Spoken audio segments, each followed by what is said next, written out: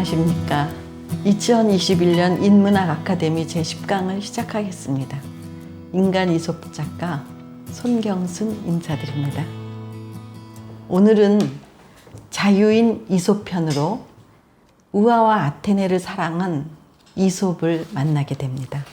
바빌로니아를 떠난 이솝은 친구 헤르미프스와 함께 사모스에 한동안 머물렀지만 얼마 후 다시 여행길에 올랐습니다.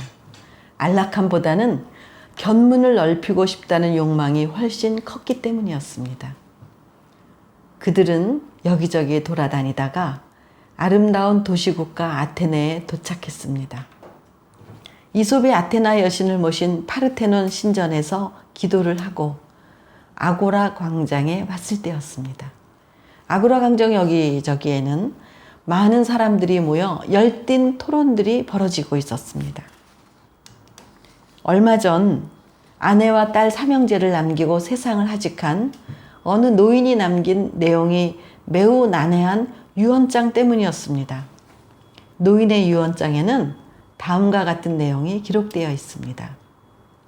딸들에게 재산을 공평하게 셋으로 나누어라. 그러나 자신이 받은 재산을 소유하거나 향유해서는 안 된다. 딸들이 만약 재산을 포기하면 어머니에게 1,000파운드씩을 지불해야 한다. 노인은 아내와 세 딸, 4사람의 유가족이 있었습니다. 그러나 세 딸에게만 남긴 셈이죠. 노인의 아내는 착하고 품성이 너그러웠지만 세 딸은 모두 성격이 달랐습니다. 하나는 술만 마셨고 또 하나는 모양만 내고 농부와 결혼한 막내는 다시 없는 구두쇠였습니다. 사람들은 모여 앉기만 하면 이 유언을 어떻게 집행해야 할지 토론을 벌였습니다. 그러나 뾰족한 답이 나오지 않았습니다. 고인의 아내이자 딸의 어머니는 유언장의 내용을 이해할 수가 없었습니다. 그래서 유명한 철학자를 찾아보기도 하고 변호사와도 상의를 하였으나 어떤 결정을 내릴 수가 없었습니다. 이 문제는 시간만 질질 끌었지 아무도 유언의 의미를 제대로 이해하지 못했기에 유언장을 집행할 수도 없었습니다.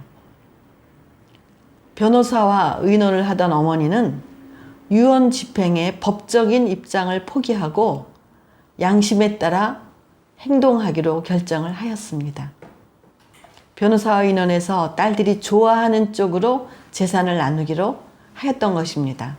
그리고 딸들은 만족해 하였습니다. 마침 이솝이 도착한 오늘은 그 유언장 집행 내용을 밝히기로 한 날이어서 사람들이 모두 아고라에 모여들었습니다. 변호사가 유언장을 낭독하고 분배의 어려움을 설명하고 어머니의 결심을 밝혔습니다. 그 자리에 모인 모두가 그런 유산 분배에 동의하였고 세 딸에게 줄 몫을 밝혔습니다. 그때였습니다. 갑자기 인파 속에서 누군가가 껄껄 웃으며 힘차게 박수를 치며 앞으로 나왔습니다. 하하하, 참 멋지게 유산을 분배하셨습니다. 딸 셋과 어머니가 만족하는 결과가 되었네요. 그러나 고인의 유언장은 안타깝게도 휴지 조각이 되어버렸습니다. 그려? 사람들은 깜짝 놀라서 튀어나온 남자를 보았습니다. 만약 고인이 이 자리에 계셨다면 과연 만족하였을까요?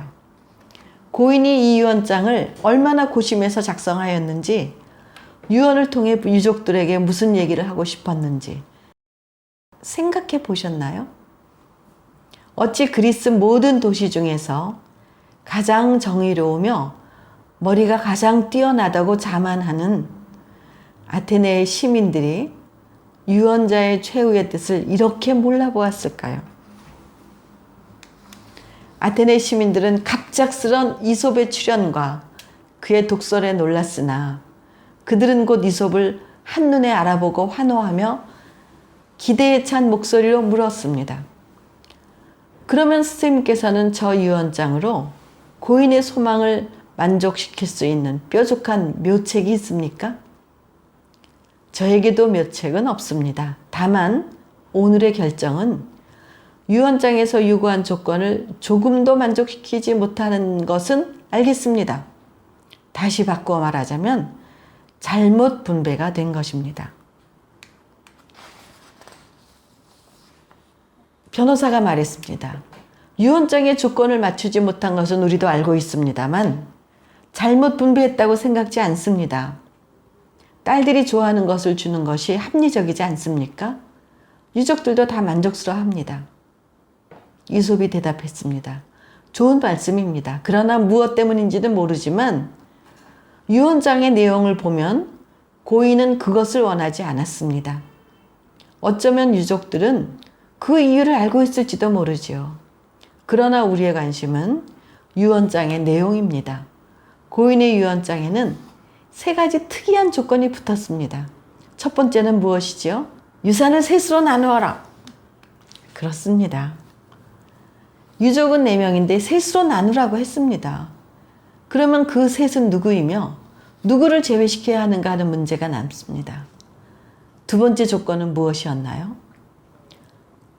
자신이 받은 재산은 소유하거나 향유하지 말아라. 그렇습니다. 재산을 남겨주면서 납득하기 어려운 조건을 내세운 것입니다. 그래서 어머니가 힘들게 선택한 것은 두 번째 조건, 소유하거나 향유하지 말라는 내용을 무시하고 완전히 반대로 소유하고 향유할 수 있는 재산을 남겨준 것이었습니다. 그러면 다음 조건은 무엇이었나요? 세 번째, 딸들이 재산을 포기하면 어머니에게 1000파운드씩을 지불해야 한다. 그렇다면 그들에게는 재산을 가지지도 말고 즐기지도 말라는 의미는 무엇인가요?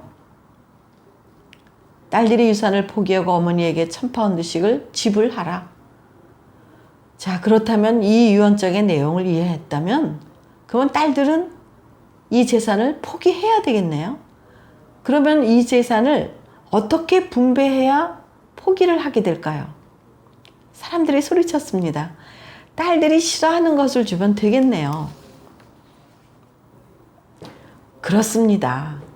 사람들은 모두가 손뼉을 치며 의미가 있다고 생각했죠.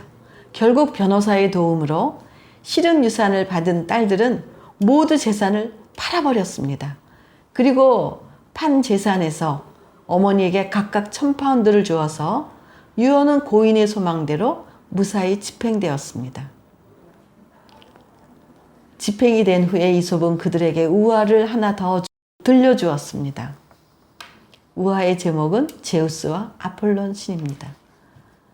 다 자란 아폴로는 자기가 아버지보다 더 힘이 세다는 것을 증명하고 싶어 했습니다.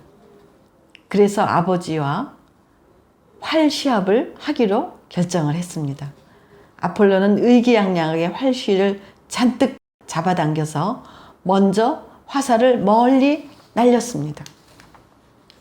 다음엔 제우스가 활쉬를 당기려고 한 발짝을 내밀었는데 그 한 발짝이 닿은 그곳은 아폴론이 쏜 화살이 날아간 거리와 같았습니다. 그러니까 제우스와 아폴론의 그 차이가 너무나 났던 거죠.